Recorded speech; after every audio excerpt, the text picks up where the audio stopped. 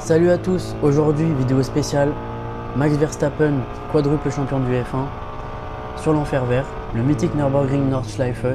C'est une première pour lui et on va réagir ensemble à son tour de chrono que j'ai trouvé plutôt pas mal. Donc pour ceux qui ne connaissent pas le championnat dans lequel il roule, c'est le NLS, donc c'est le Nürburgring Landskranken Serie. Bon, c'est dur à dire, je parle pas allemand, mais en gros c'est le championnat d'endurance qui se court toute l'année sur le Nürb. Et donc c'est un format très particulier parce que tu as des courses de 4 heures où tu en as plus de 6. Et tu as plus de 100 voitures en même temps qui roulent et c'est ça qui fait la différence. Tu peux avoir des petites compactes comme des monstrueuses GT3 qu'il a actuellement. Tout le monde roule en même temps et c'est ça qui fait la magie de l'endurance ici. Les pros comme Max, même si là actuellement il est considéré comme un rookie, mais en vrai il s'est quand même déjà piloté. Et donc les pros comme Max, ils doivent se frayer un chemin entre les pilotes les moins rapides pour avancer à leur rythme. Et donc c'est aussi une répétition générale avant la course des 24 heures de Nürburgring. C'est un peu des entraînements. Et donc là, on va regarder Max faire son tour. On voit que déjà on entre sur la Nordschleife, donc clairement c'est plus intéressant. Le Nürburgring, donc le Grand Prix, il est coupé en deux dans ce format-là. Dans ce championnat-là, en fait, ils ne le mettent pas en entier parce que avec la moitié du Nürburgring plus la Nordschleife entier, ça fait déjà 24 km, je crois. Et donc du coup, ils ne voulaient pas mettre le Nürburgring en entier parce que sinon ça fait trop de kilomètres, apparemment. Donc on va analyser comment il roule. Et de toute façon, il s'est roulé. Hein. On voit déjà bien que tous les points de corde, et puis il met tempête à tout le monde. Là, on voit à droite. Voilà. Et puis, ce qui est bien là, c'est qu'on voit la caméra de derrière. Donc, non, il n'y a pas à chier. Il met tempête à tout le monde. D'ailleurs, je vous mets au défi de relever une erreur de pilotage. Donc, dites-le dans les commentaires si vous avez vu une petite erreur qu'il est faite. Mais bonne chance pour la trouver. On reconnaît son style. Hein. Incisif, agressif, mais propre dans ses dépassements, que ce soit sur une GT3 adverse, une GT4 ou des petites compacts. Là on voit que le freinage a été bien retardé contrairement à l'autre voiture et en deux virages elle est même plus dans le rétro. C'est vraiment impressionnant alors que c'est des pilotes qui sont habitués au Nürburgring, c'est des pilotes qui roulent toute l'année dans ce championnat. Ça veut dire que les gars ils ont déjà pas mal d'heures sur le Nürb. Lui il a déjà roulé sur le Nürb mais pas officiellement en championnat comme ça. Et moi c'est ça que je trouve vraiment intéressant de la part de Max. Là on arrive sur une des parties les plus lentes et les plus techniques. Un bon gauche qui repart sur un droite. Et là on va voir aussi qu'il met tempête à l'Aston Martin. C'est époustouflant. C'est époustouflant. Ils sont côte à côte là. Et il va la passer. L'Aston Martin qui va essayer de prendre l'aspiration. Mais encore une fois, en deux virages, trois virages comme tout à l'heure. C'est ciao quoi. C'est impressionnant de voir comment il lit le trafic dans une GT3. Lui qui est pourtant habitué à des monoplaces hyper réactives avec du DRS.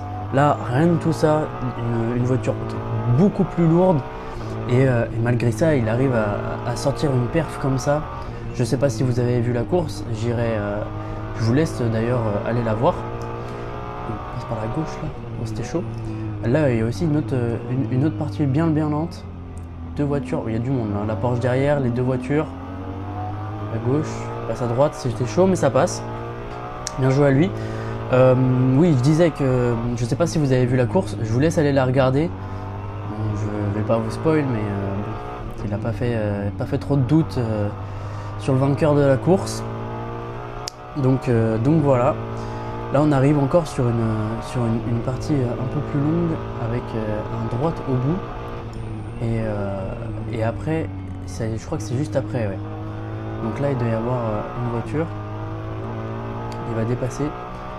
J'ai vu le pauvre d'ailleurs de la première voiture qui va doubler là. Vous allez voir, c'est assez impressionnant. Donc là, il est deux voitures. Il veut passer à droite, sauf que l'autre voiture ne l'a pas vu. Il passe les deux roues dans l'herbe. Donc là, c'était très chaud. Encore une preuve, hein, juste du pilotage pur. S'il faut passer dans l'herbe, il le fera. C'est du Max, il est ultra précis. Passer dans un trou de souris et les deux roues dans l'herbe, c'est très fort de sa part. Franchement, c'était très chaud. Et là, on va arriver dans une partie un peu plus piégeuse dans 2-3 virages, il me semble, dans le prochain secteur. Ah non, c'est juste là, à droite. On va arriver dans le fameux banking de la Nordschleife. Un virage qui se passe aux alentours des 90 km/h et qui bouge beaucoup. Là, on peut voir que dans le cockpit, ça bouge. C'est un virage qui est assez compliqué à prendre, hein. Je ne sais pas si vous avez déjà pris même sur des simulateurs ou des trucs comme ça. Et ben, c'est vraiment un virage spécial. Virage de la mort, de l'enfer vert. Et donc là, on va arriver dans les secteurs les plus sinueux où on va faire 3e, 4e. C'est là qu'on va voir le pilotage. Il me semble qu'ici, il va moins être gêné par le trafic, mais il va garder une trajectoire chirurgicale. Hop, là, à part là où il passe sur le vibreur. Mais sinon, c'est chirurgical. Ce qu'il fait, c'est vraiment une masterclass de pilotage. Là, il y a un poil de survirage. Il a tout de suite mis la voiture dans le bon chemin. Ça, c'est aussi impressionnant d'être à ce point précis avec le volant. De toute façon, tu sens que la voiture est part, mais là, on n'est pas sur simulateur. On est dans une Ferrari 296 GT3. Encore un peu de survirage juste ici, il me semble. A remis un coup de contre-braquage. Ce virage-là est intéressant aussi. La zone de freinage est en fait bosselée. Et donc, c'est une zone de freinage assez dangereuse. On va arriver sur les dernières parties sinueuses de la Nordschleife. Il va avoir du trafic juste là d'ailleurs. Il arrive très fort. Comparé à l'autre, c'est impressionnant en fait. T'as pas l'impression que c'est dans le même championnat. Bon, là c'est une GT4, c'est une Porsche, mais quand même, c'est impressionnant la vitesse qu'il prend. Là, on arrive dans le deuxième banking et je vois qu'il y a du monde devant. Là, c'est un banking qui est un peu moins axé un peu moins vénère que l'autre. Et là, il y a du monde devant. Les derniers virages avant la grande ligne droite de 2,6 km, là, c'était chaud. Là, c'était chaud, la BM qui ne l'avait pas vu. La BM qui ne l'avait pas vu, tout simplement, ça l'a bien ralenti, ça a bien cassé sa vitesse pour la ligne droite, c'est dommage. Il aurait pu... il a perdu quelques secondes, là, à mon avis, hein, sur ça. Mais bon, c'est passé. Toujours full aspiration, c'est important dans les lignes droites. L'aspiration sur la BM, et là, on va avoir l'aspiration sur une... je sais pas, une Lexus. Ah non, une Audi, pardon, autant pour moi. Une Audi. Mais donc la grande ligne droite qui fait 2,6 km, il me semble, où les pilotes peuvent atteindre 270 km/h. Donc c'est la ligne droite la plus grande du circuit. La BM qui laisse l'intérieur, c'est propre, rien à dire. Et là on va arriver on va retourner sur le NURB et la ligne d'arrivée qui va se situer juste ici.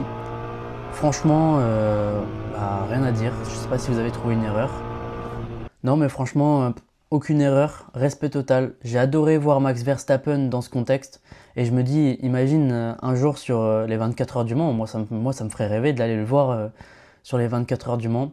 Dis-moi en commentaire ce que tu as pensé de la perf de Max. Est-ce que tu aimerais bien voir d'autres pilotes de F1 faire ce genre de course? Abonne-toi si tu veux plus de réactions et d'analyses comme celle-ci. Et on se retrouve très vite pour la prochaine vidéo.